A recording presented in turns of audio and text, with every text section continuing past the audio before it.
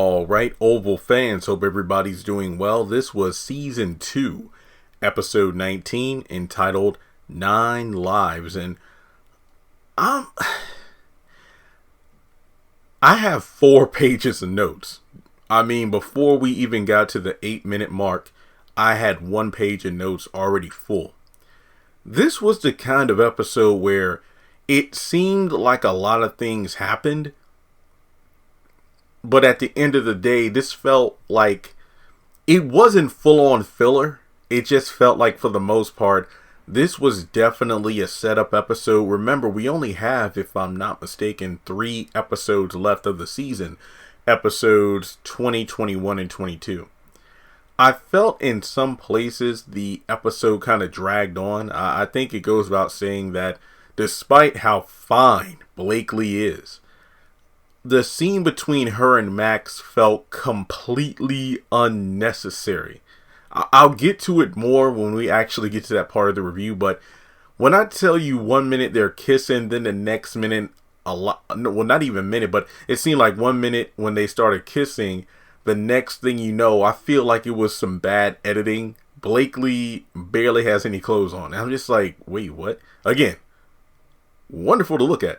But at the same time, it just kind of, I felt this episode had bad pacing in places. That's the best way to sum it up. So it had one hell of an ending. I will say that much.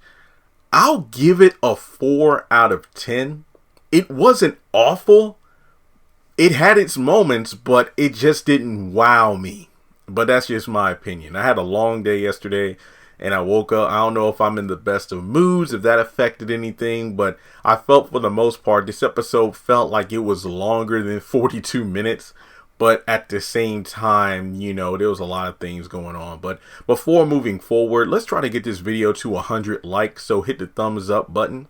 We just hit 185,000 subscribers within the past 30 minutes of recording this video. So we need 15,000 more. Remember, my goal is to hit 200,000 subscribers before the end of the year. Follow me on social media. Links are in the description below. And hit that bell icon and select all. That way you don't miss out whenever I post new content to the channel. Now, yeah, I did the little brief intro giving you like my quick thoughts. But like I said, this episode, I feel conflicted on how to really, you know, rate it and talk about. Like I said, 4 out of 10. But let's break it down. Alright, so Nancy, in a panic, calls Miss Jody to come over to the house in order to help out. Because remember, she is still in shock over seeing Barry laid out on the table. And Miss Jody says, you know, hey, I'll get the police. What's going on over there?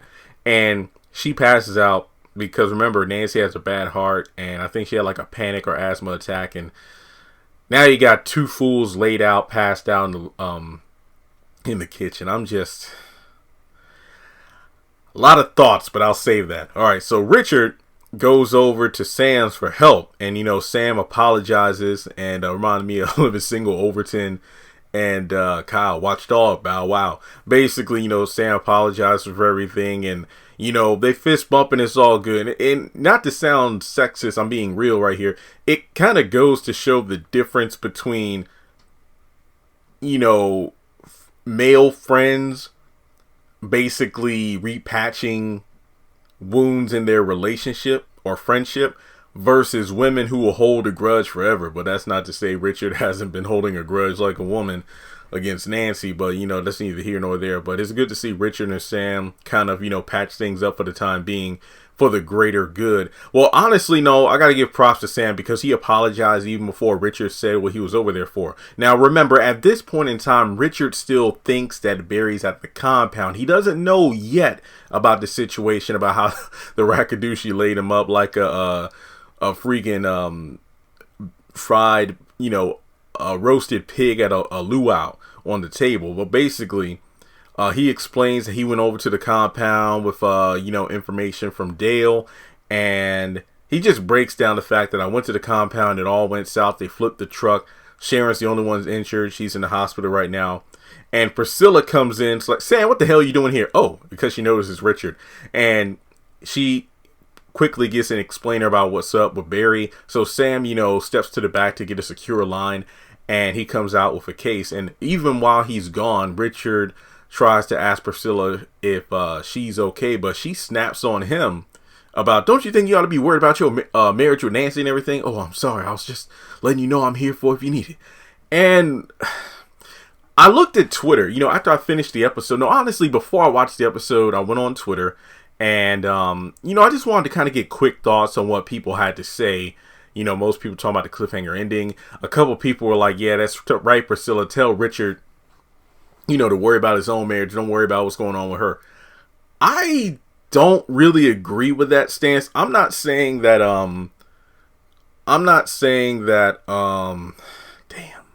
Richard is a saint. Heck no. And I'm not saying Richard should quote unquote quickly get over what Nancy did to him, or should I say what Nancy revealed to him in recent time, because remember, for what's been, weeks, months for us, it's only been maybe 1 or 2 days for Richard. That's one thing that's hard to remember about these Tyler Perry shows, because let's be honest here, the writing aside in regards to consistency of characters and whatnot, and trust and believe they were off on some characters in this episode, the timelines, like you might have one show that moves leagues faster than another show, and then you might have one, let's say, group of 6 episodes where it might seem like time moves by fast, like we go through like a week, but then the next couple episodes get stretched out over the course of a single afternoon. So that's one thing I keep in mind with the whole Richard thing. And to be honest, Richard was just trying to be a friend, if nothing else, because he noticed something was wrong with Priscilla. She was the one that snapped at him because he was simply asking what's wrong. And that's one of my biggest things with Priscilla, is the fact that she's always one to be like Richard in that moment, more concerned for everyone but her own business. So for the people saying, yeah, that's right, Priscilla, tell Richard to worry about his own marriage, that's honestly the advice that Priscilla should have taken in season 1, because again, I'm not condoning Sam cheating, but if Priscilla took care of her man for just one, isn't that like a Luther Vandross song? And I'm not going to sing it, I promise, but it's like, if only for one night. If she only gave Sam one night of love and attention, and it wasn't even just for him, it was the fact that they've been working so hard to wrap up the term of one president's administration and move him and his family out before moving into this new one. And then, Hunter being Hunter, there's been a lot of crap going on during his first few days of administration. So all that stress and whatnot, there's been really no time for romance, because remember, between like Gail missing in the middle of the night and this happening, that happening, they've been working around the clock longer than their scheduled hours. So just one night of romance and just being together would have been enough to change the events of many things that have happened in the show so far. And now you probably want Jeremy, it's like you're almost like 10 minutes into the video and you barely talked about the first scene. It's like I said, these scenes at the beginning, there was a lot of stuff to it. So I'm not for Priscilla snapping on Richard like that, but that's just me. So Sam comes back with his case and he opens it, it's a secure line. So he opens the case and he gets the phone out. He calls his contact with the FBI. And just like he told Richard, nothing can be done tonight. Now, if you are not a viewer of Ruthless, a lot of things in this scene will have gone over your head. But let me finish up the scene, dialogue and everything real quick, and then I'll explain. So basically, Richard's flipping out because nothing can be done right this second. But then Sam gets another phone call, and I'm thinking, wait, is that his contact calling him back, or what's going on? So he steps out, and then, Richard asks Priscilla for her car because he needs it, and don't worry, I'll bring it back by morning. So Richard, splits. And, before he leaves, obviously he's still bothered by what's going on. And Priscilla kind of takes a moment to say, hey, it's going to be all right. Just stay calm. So Richard leaves. And when Sam comes back, he's like, did you talk to General Martin? Yeah, what about it? He can ruin us. Well, you ruined us when you were cheating on me with that whore. So essentially, General Martin in the last episode, and remember, I believe Nancy said this. I believe Nancy said this to Priscilla the week before last, that if you go to this General Martin, just make sure you know what you're doing, because once something's out there, it's out there, and it's General Martin. He can ruin reputations if given the right information. So allegedly, General Martin wants to talk with Sam based off what Priscilla told him last week about the affair between him and the First Lady, as well as the packet that she gave him from Diane, even though technically Diane asked Priscilla to give that to Sam. So, to break it down, I'm guessing the contact at the FBI that Sam has is Mac, who's the boss of Andrew, Brian, and Malcolm in the Ruthless series. And the reason that nothing can be done right now, because he mentions that, yeah, we can't go in there for Barry. Because again, they don't know Barry's not at the compound right now. Basically, they have a guy on the inside, Andrew, which could confirm that Andrew's still alive so far. I know that some people are like, well, you got the Ruthless characters, but how come we've heard mention of this person, that person, but we haven't seen anyone? So as far as I can tell on screen, of course, we got Roof, Daikon. I cannot remember the dude's name that was at the gate that pretty much, told off Richard, because he's a prominent character in Ruthless as well.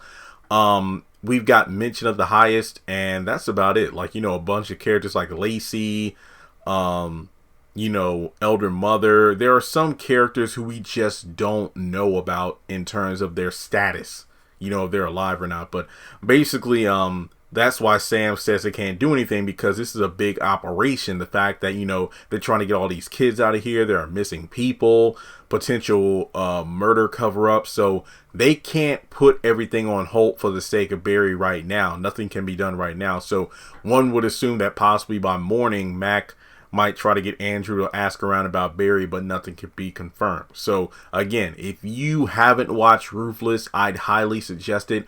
Or at the very least, here's one big suggestion.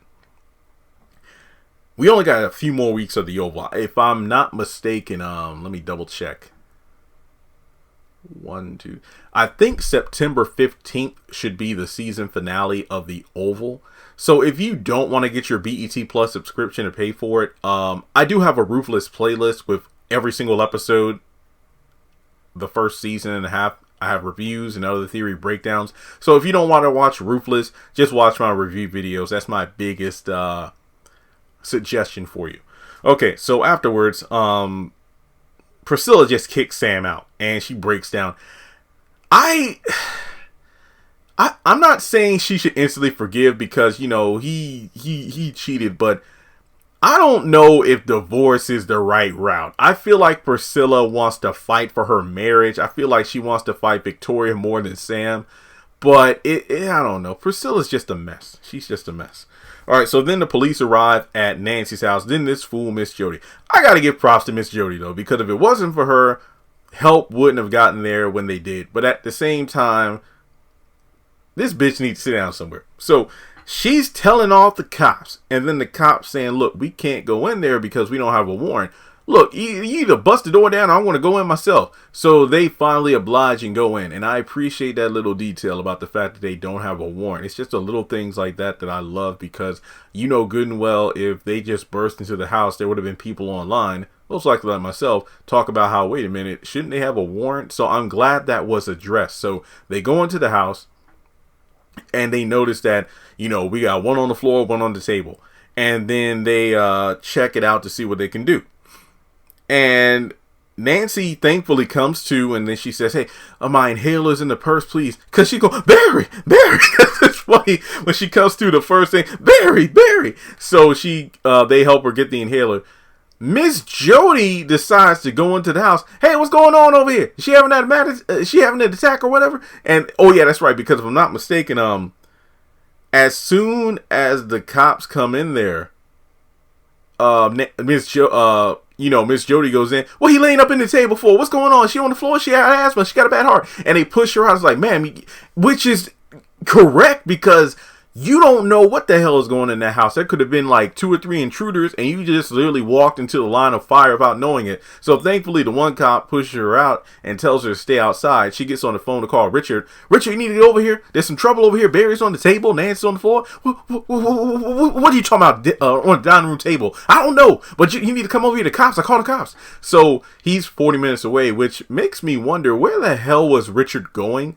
Don't tell me Richard was going to the compound again. I mean, like he told Sam, we need to go up there. We need firepower. So I'm going to be honest here.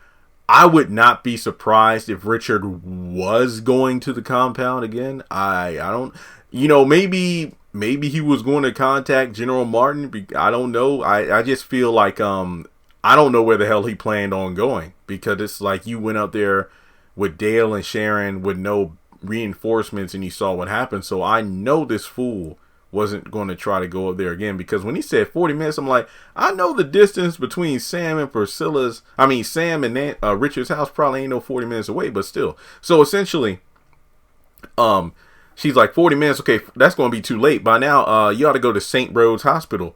And I'm thinking, wait a minute. So it is confirmed that St. Rhodes is the hospital. That's the name of the place that, like Richard went to after he got shot. That's the place Sharon was brought to last week. And of course, that's where Barry is this week, which again confirms that Sharon was taken from where the truck wrecked back to the hospital in their town, which again is 3 hours away from Rockwell, Virginia. I haven't done the video yet, but I do plan on doing the video where I break down how ridiculous it is. Like, did the paramedics come from 3 hours away and then bring them 3 hours back to the hospital? I don't know. But again, that's his own video coming later this week. So, this fool, maybe I should go back in. I'm like, Miss Jody, why are you going back in the house? Just don't do that, Miss Jody. Okay, and this is the part of the episode where I'm like, okay, everything just came to a screeching halt, because despite the lengthy intro, I'm sorry, I spent almost 15 minutes just talking about like the first two scenes of the episode. But here's where we waste like a good chunk of the episode on Blakely and Max taking a few shots, and Max talking about, and I didn't mind this scene. I felt like the scene was pretty good until they just randomly had sex. Because Max was talking about, how he always lived and believed in, his duty and putting his life on the line for his country, but then reminisces on how Hunter, basically talked to him like he was trash in the Oval, and essentially didn't care. And the fact that this president's a joke and whatnot. And then from there, Blakely starts kissing him, and that's it. Like I said, it's just a weird transition how one moment they're just kissing, then she just falls back on the bed, no pants, no socks, no shirt. She just like in her negligees, and I'm just like, what the hell? So then, and the part that got me going is the fact that Max is, he's taking it to town. You see her feet up in the air, you see her soul and everything, and I'm just like, and then you hear the groaning and then the banging on the wall. The part that made this scene worth it was Bobby's reaction. He's like, oh hell no. And then he gets on the phone and calls Lily. And this is where I'm like, oh shit. So he did have another burner, which is no surprise. And basically, she's being short with him, because my thing is, I think Bobby only called Lily because it's like, what? If Max can get it on, damn it, I can get it on with somebody myself. So this fool calls Lily. He notices something's off. The fact that she has an attitude, the fact that she's being short with him. But she wants him to come over to her house. Like, hey, how do you always sneak past the guards and whatnot, even though there's security detail? I'm that good. I was waiting for him to say, I'm Bobby, baby. He's not my favorite character, but that catchphrase, I don't know why. I'm Bobby, baby. I love it. So he's like, let's meet up at the hotel. Now, remember, this is probably the same place they were going in season 1, when Lily was on the run. They were just staying at this hotel. It's like, look, take this gun, just make sure you protect yourself anytime, unless I'm the one that comes through the door. So essentially, they'll meet within an hour.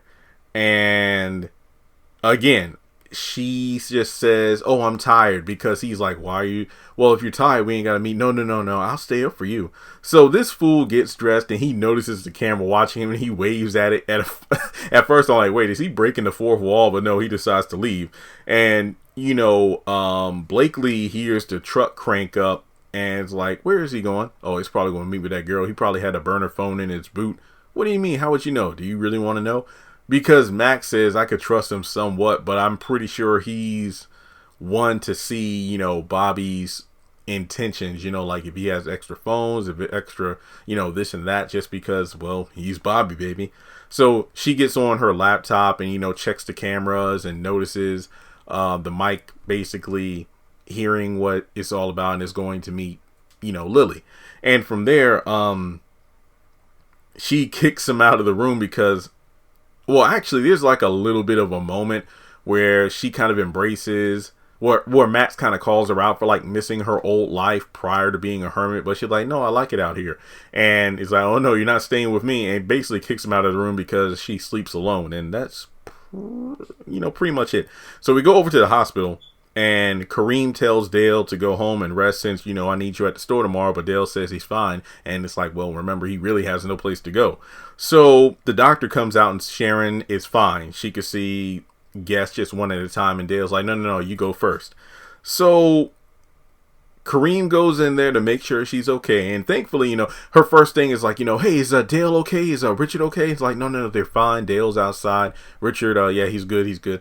And he's like, yeah, mess around with that damn family. Come on, Kareem, don't start with that, no. And unfortunately, she says she lost a baby. My prediction was right. And Kareem, let me just say this. I mean, even he says it's probably not appropriate or the right time, but this was just awful timing. And I use this term very, very cringily, girlfriend broke up with her longtime boyfriend. And this is only within the span of a couple days. Broke up with her longtime boyfriend. Found out she was pregnant by her longtime boyfriend. Got into a traumatic experience, a near-death experience, a few hours ago. Found out she just lost the baby. And now you think it's the right time to... Oh, well, actually, your longtime boyfriend got abducted by a cult. And you think it's the right time to propose. If this ain't a Gary from Sisters moment right here. Oh, I'm sorry. One thing I did see on Twitter that I did agree with is Sharon got some nerve to try to tell Kareem, you got a 3-room apartment. You ought to help out your homeless employee by letting him stay there. It's, on the one hand, it's cool to see Sharon think about others, but Heffa, you ain't paying no rent at Kareem's place. Who are you to tell him who he should and shouldn't take in? Like, I mean, I felt like that was completely out of pocket. Like, Sharon, you have no right. You're literally jumping between homes. If it isn't Kareem's apartment, it's Richard and Nancy's house. You ain't paying for nothing. So, yeah, he doesn't want it. He's like, yeah, fine, whatever. Here, take this ring. And essentially, you don't have to say anything now. And I'm like, oh, God. So she's like, I'll think about it. So she keeps saying, this is a lot right now. I don't know. This is a lot. But I guess she didn't 100% accept, but she did take the ring saying that she'll think about it. So, I mean, I get it. Life is short. I don't want to lose you again. This was a big moment. But do you think Sharon just accepted in, the heat of the moment, or did she really mean it? I'm going to be honest here. I think I've always said I wasn't a big fan of the Sharon and Kareem scenes, but I'm really, really disliking Sharon more and more with each episode, despite how fine she is. Alright, so then we get to the next scene. Ellie parks her car, and this fool Jason just pops out of the trunk. She gets in her, place about to shower, and Jason's just creeping around. And I was really getting Ruthless vibes, because if you remember, the season 2 mid-season finale final scene was somebody being killed in the shower. I just felt like, oh, damn, are we going this route again? I was waiting for Alan to show up, because I'm like, in the preview, Jason's under the bed. So, I mean, something must happen where he gets under the bed. So, essentially, Alan comes in and he says, you know what? Hey, I can't find my key. And I guess that means Jason probably took the keys, and that could explain how he came into the house or apartment they're staying at. And he's just there to pack up his stuff and leave. And, while he's packing up, he warns her that all this is going to blow up in your face. It's the wrong move. I'm going to tell the press. And, she's like, they'll kill you. He's like, I'm not afraid of them. He's like, you forgot your cheap ass suits. My favorite part of this scene was when Jason was under the bed, and I think there was like a pair of Alan's shoes, halfway under the bed. And when he was about to reach down for him because they couldn't find him, and Jason, obviously, like, if he, comes down low enough, he'll see me. He kind of like slides the shoes and Alan picks them up. I don't know why, but that moment cracked me up. So we go over to the White House. Victoria's pacing around because she's nervous as all hell about what her father could want the next day. And Hunter was essentially, if not giving an F was a person. That's literally his mood right now. Look, I'm the president of the United States. My parents put you here. Well, that was their mistake. He just doesn't care. And for whatever reason, he's still in denial about his son being a serial killer and says he just needs help. Look, there's a difference. It's like, well, we've killed plenty of people. There's a difference between ordering a murder and executing it ourselves. Semantics. So she has no qualms or no, hesitation about handing Jason over on a silver platter if it comes to that. Because, wait, does this have anything to do with Jean? What about Diane? Everything that she blurted out in the Oval Office. Don't worry, we're handling that. So, I mean, freaking Victoria's right. I mean, her parents, rest her mother's evil soul, allegedly knew everything about what was going on in the White House one way or another. So, it must be something big if he wants to see them. And the part that confused the hell out of me was when Hunter's like, are you done? I want to go to sleep. Shut the hell up, Hunter. It's like, why don't you go find Sam? And I'm like, wait, okay. Go find Sam. So does this mean Hunter knows about the Sam Victoria thing or what? Because he literally said several episodes ago, I don't know why you're smiling or why you're so happy, but I'm going to find out why. I don't like it. So does this mean he knows about the Sam thing or what? Could it be a throwaway line? I don't know. So we go back to the hospital.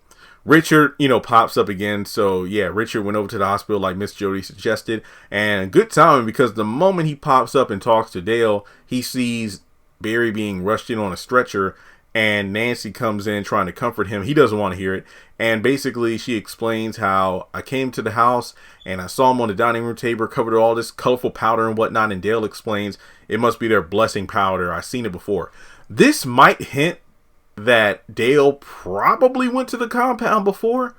Or he's seen, people in that rackadoochie attire, if you will. When I say attire, but people who have been blessed, I mean, maybe he goes to the sheriff's station and he sees it. I don't know. Maybe one of his parents was in that situation. I don't know, but I just feel like the more Dale talks about the rackadoochie and how he says it, he most likely ran away because of them.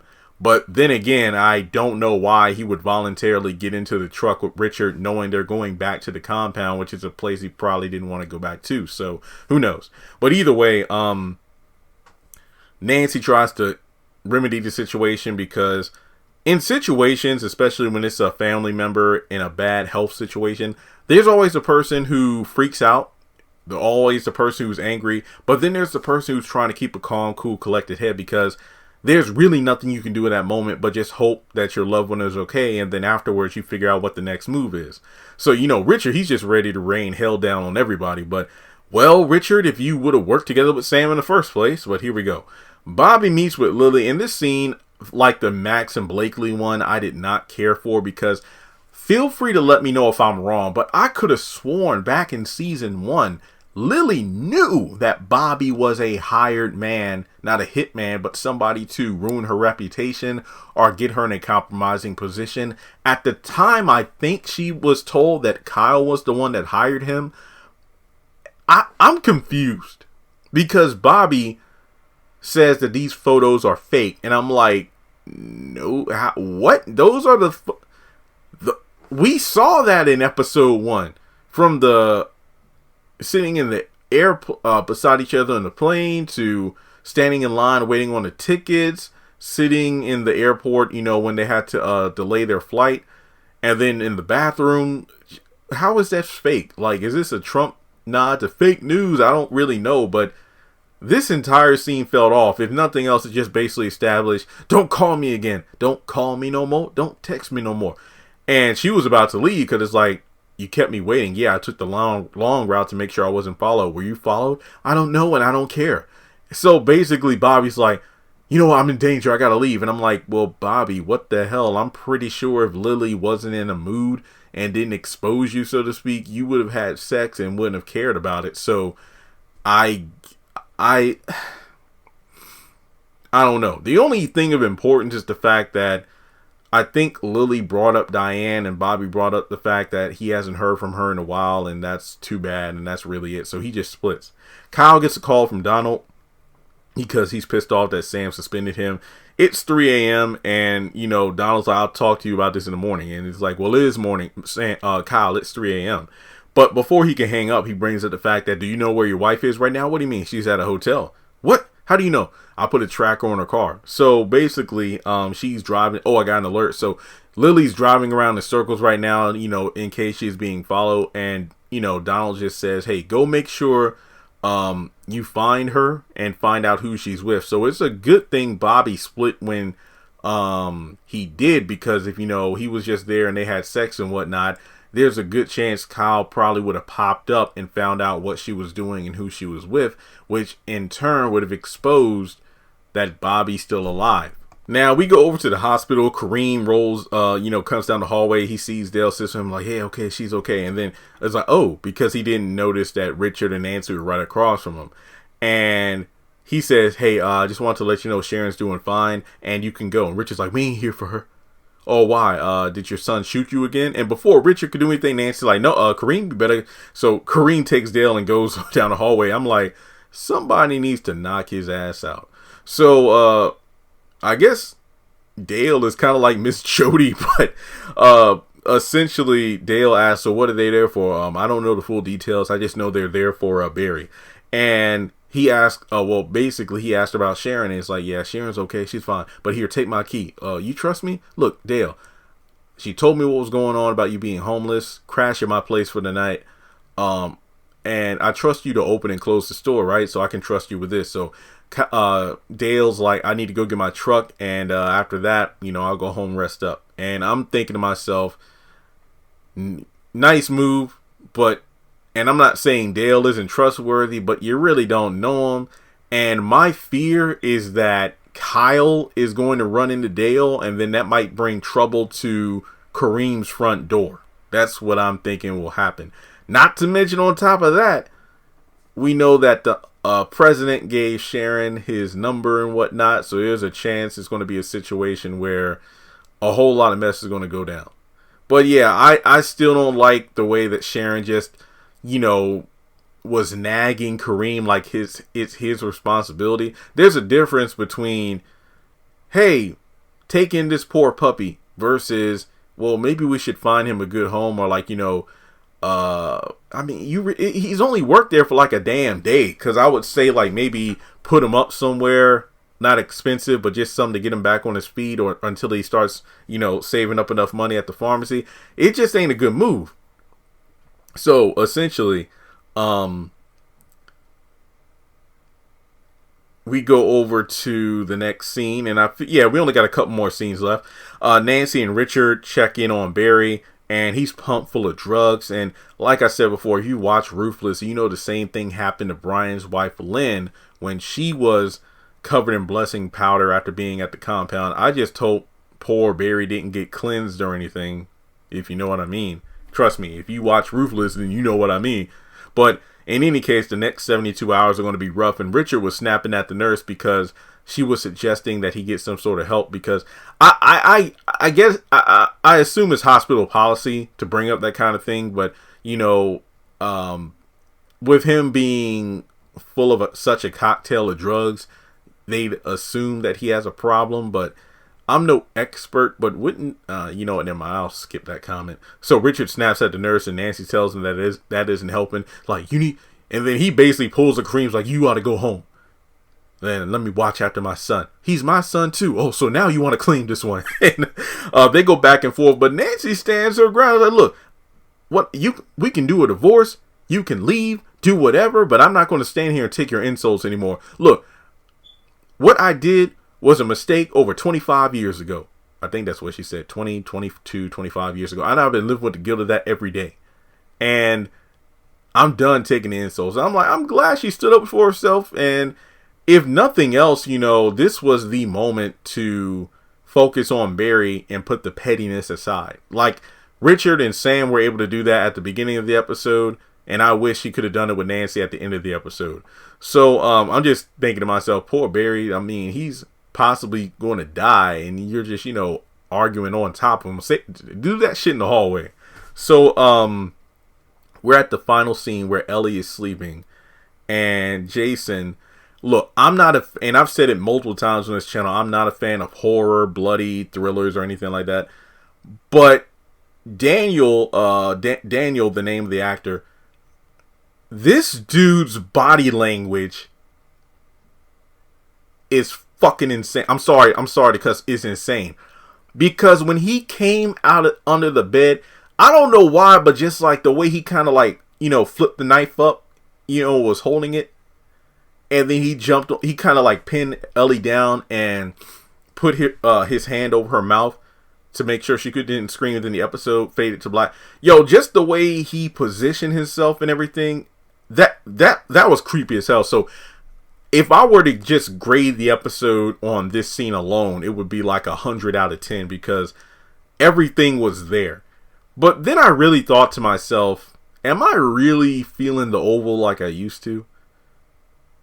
I just don't know if this kind of genre is what I like. And it's like, well, Jeremy, things like this happen in the haves and the have-nots.